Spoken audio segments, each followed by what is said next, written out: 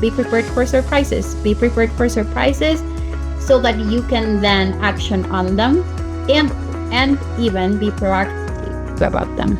So just be on the lookout. Global mobility is a lot of things, but at the core, it's moving people from one country to the other and helping them grow, whether it's in their careers or as a person experiencing a whole other culture, and growing professionally and personally. Yeah, when I have to explain global mobility to people, I like to start by saying I'm in the business of moving people, and then expand, on the fact that we are an industry that really helps and supports with a really big, important transition in people's lives when they're moving, whether domestically or internationally, with all aspects of that move, whether it be immigration-related needs or the physical relocating of things and people, and then, of course, the complexities that come along with anything related to tax and moving across different types of country or state lines. Sure. So my definition of global mobility is really, the act of helping an individual and his or her family move from one country to another. I know that there is a lot of domestic relocations, but my experience is primarily cross-border movements. So it's anything and everything that entails immigration, tax, pensions, social securities, banking, housing, shipment of goods. The act of helping somebody or somebody in their family move from one location to another. And so I think it's a very middle woman, humanistic, empathetic role that requires a lot of effective communication and active listening, because you're helping somebody through perhaps one of the most stressful yet exciting times of their lives. Yeah, so if I'm telling someone for the very first time, the literal answer is that global mobility is a corporate function that enables employees to move from one location in consideration of immigration regulations, tax laws, employment laws, and personal situations.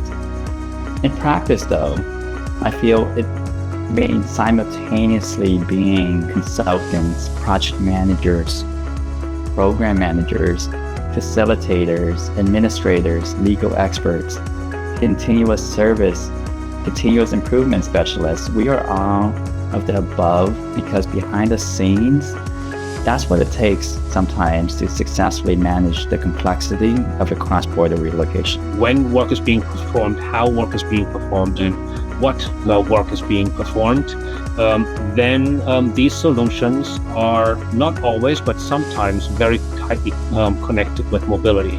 And that can offer solutions as to partially working from home or work or compressed work weeks or shift work or work sharing or episodic remote work or virtual assignments.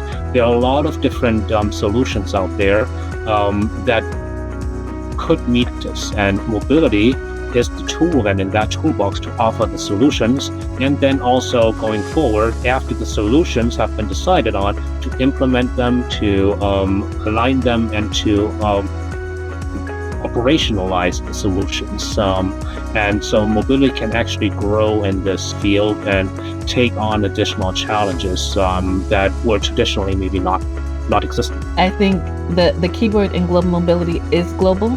And I think as global mobility professionals, we all have to have some global knowledge ourselves. I think it definitely helps if you yourself have ever moved or been on an assignment, whether a short-term or long-term assignment, so that you can relate. I think it's also good if global mobility professionals have experienced a move, even if it's within the same country, and have worked with themselves, different relocation partners and vendors, so that you can relate to what the employee may be going through. So I really would just say there is no such thing as only being focused on your country, in this case, the United States, because the employees that you're working with, they have another country to consider. So whether it's their home country or their host country, you have to have some knowledge, basic knowledge at least, and some connections in those other regions, whether they're on your team or with your different partners, so that you can properly assist a team member that's relocating to the US. So I think we can never be only focused on the country that we're operating in. We have to appreciate and accept that these employees are coming from different backgrounds and different countries.